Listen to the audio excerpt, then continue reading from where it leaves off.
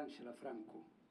Non faltou ninguén, familiares, amigos e compañeiros de militancia, así como tamén veciños en xeral, ateigaron este sábado a esplanada portuaria de Porto do Son para renderlle unha emotiva homenaxe a Ángela Franco, edil nacionalista e deputada provincial, recentemente falecida.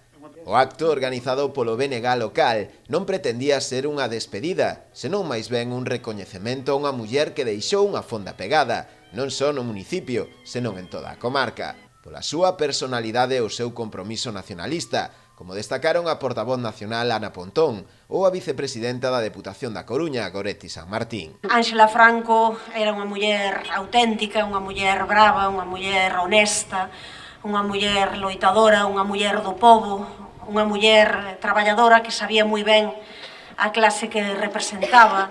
Era sinónimo de vitalidade, de amor, de compromiso, de forza, tamén de autenticidade.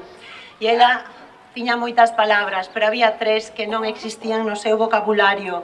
Nin a palabra cansancio, nin a palabra derrota, nin a palabra imposible. Sen dúbida, un dos momentos máis emotivos viviuse durante a intervención dos seus fillos, Andrea e Carlo, e a do seu home, Carlos. Mamá, estés onde estés, só me podo sentir a muller máis orgullosa por haberche tido como nai, mentora, líder, por haberme feito peleona e que non me deixe nunca calar.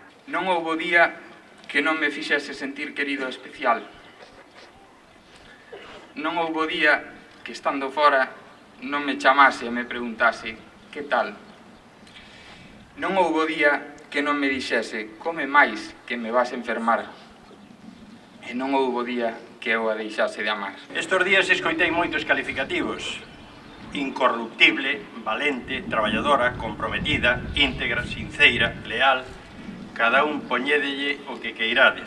A carón do mar no seu Porto do Son, xunto á súa familia, non só de sangue, senón tamén de pensamento político e raigame nacionalista, foi onde quedou Ángela, e a súa lembranza perdurará sempre na memoria de todos aqueles que a coñeceron.